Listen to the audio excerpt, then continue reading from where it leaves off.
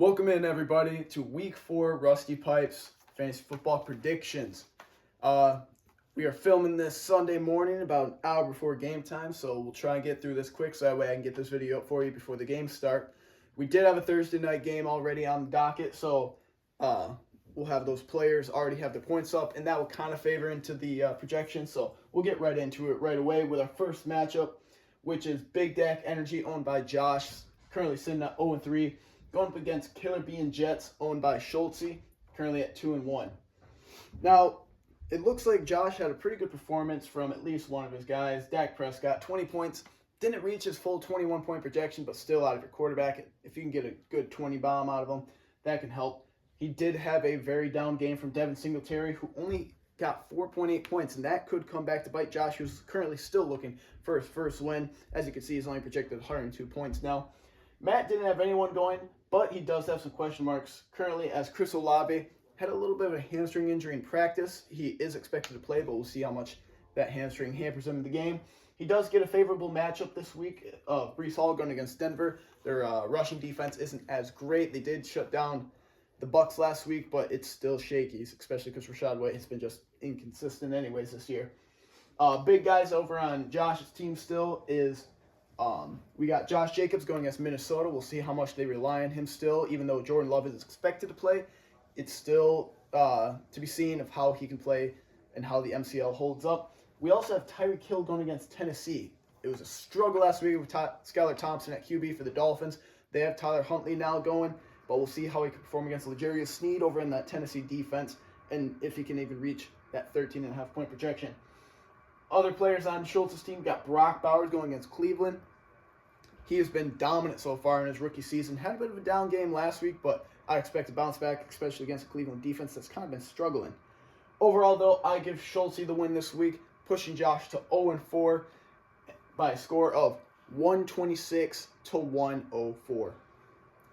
Next up, we got Mad Cavs, who is owned by Carson and currently the second team that is undefeated still at 3-0, going against his father, Love That Money, and Jason Moore. Both players had some really good performances on Thursday Night Football. Carson had Malik Neighbors go for 23 points and Brandon Aubrey go for 11. And over on Jay's side, he had his keeper, CeeDee Lamb, go for 23.5 points. Now, biggest question marks for Jay this week is his quarterback, who's going against Jacksonville. Stroud's been struggling a little bit this year, but he's got a favorable matchup against a struggling Jacksonville team, both offensive and defense. He's also got Kelsey, who I think he's with Derwin James out.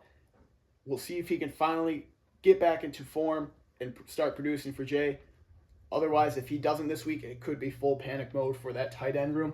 Over on Carson's side, he's looking for a bounce back game from Baker Mayfield against Philadelphia defense that has been so up and down this year. They've given up major points to Green Bay week 1, but then they also shut down a high-flying New Orleans offense last week.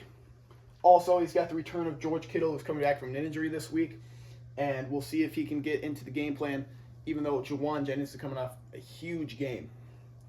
Overall, though, I see Jay knocking off Carson from the undefeated pedestal by a score of 131 to 121. Next up, we got Nick Six, owned by Rusty Amadon, going against Shun God, owned by Reach. Neither had anyone going up against on Thursday night, and the projections are currently within 1 point in favor of Reach, who's currently 1-2, against Russ, who's currently 2-1. Russ is having a very good stack matchup of Kyler Murray and Marvin Harrison going against a terrible Washington defense who has been torched by almost every team they've played so far. So I expect big points coming from Kyler and Marvin. He also has Devon Achane going against a Tennessee defense who's been pretty good against the run this year. And we'll see if Achane can still get that workhorse workload and those points. Over on Regis' side, he's got Lamar Jackson going against a very good Buffalo defense. Very surprising this year, especially after the turnover they had with all the cap crunches that they had to do. As well as he's got Zay Flowers going against possibly Christian Bernard, a rising cornerback superstar for that Buffalo defense. Biggest question marks, though, are his running backs. Bijan. He's been very consistent this year, but can he be consistently great? He's been kind of in the middling teens of points so far this year. Can he finally have that big 18-point explosion or more? Can he get into the 20s finally this year for Reach and Jerome Ford against what seems to be a good Las Vegas defense who struggled mightily last week against the Carolina Panthers and the Red Rifle, and Andy Dalton. I've heard both names. Just Rifle seems more family friendly. But we'll see if Jerome Ford can perform, especially if Max Crosby, who has been listed as kind of injured, he might have some question marks. He played last week but was a non-factor. But overall, I think I give this one to Shun God with what seems to be an upset by a score of 128 to 126.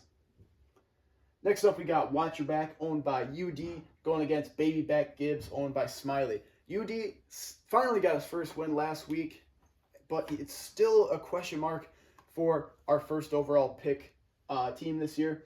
But he seems to be on the up and up as Josh Allen is still balling out. Rashee Rice is still just catching 10, 15 balls a game, it seems like, and putting up just 15, 20-point performances. And even Jonathan Taylor and Derrick Henry are still performing. He does have to start Zach Ertz this week at tight end due to his being injured. I can't remember who he's got, but it might have been David Njoku. So it's been another just flip-flop at the tight end position there. That'll be a question if Zach Ertz can get him as many points from last week, where he had about 5 catches in the one drive, it felt like when I watched it. But we'll see if Derrick Henry can still put up at least a touchdown for him to give him fantasy relevance. Over on the other side, though, for Baby Back Gibbs, he does have Dallas Goedert, big explosion game last week, and with Devonta Smith and A.J. Brown out now, I expect another big game for that Philadelphia tight end. He's also got Deontay Johnson, who's launched into fantasy relevance, now with Andy Dalton, the aforementioned Red Rifle, now at quarterback for the Carolina Panthers, and Deontay Johnson is now a very favorable fantasy wide receiver, especially this week against Cincinnati, whose defense has been atrocious this year, getting torched by almost every team they've played, including the Patriots. But I still think that UD gets the win this week by a score of 116 to 103. Next up, we got Suck My Wick, owned by the very own Durham Dink, Chris Ritchie, going against Only Cavs, 5% off, owned by the league commish, Mike Moore. Mike gets his star quarterback, Jordan Love, back this week, but we'll see how well he can play coming off that sprained MCL. Did they rush him back too early for this matchup in the divisional matchup, against the very, very good Minnesota defense? Brian Flores has been outstanding this year, calling scheme up on that. They've shut down high-flying offenses like Houston and Minnesota, and we'll see how Love can do coming back off that injury. He also has T. Higgins finally possibly playing this week after sitting out the last first 2 weeks and then doing nothing really last week against Washington. We'll see if he can perform against a bottom 10 secondary in Carolina, especially if a lot of the coverage is going to be on Jamar Chase. And he's also got Saquon Barkley, who's just been outstanding this year, going against Tampa, who got torched by Denver last week. And we'll see how he can perform there, especially when they got to rely on him more without their 2-star receivers. Over on the other side for Suck My Wake, got his first win last week in a major upset over Love That Money.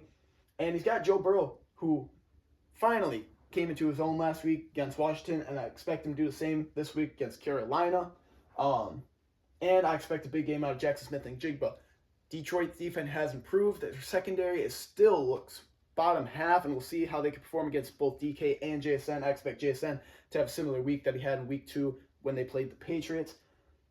The biggest question mark on this team, though, is right here, Rachaad White.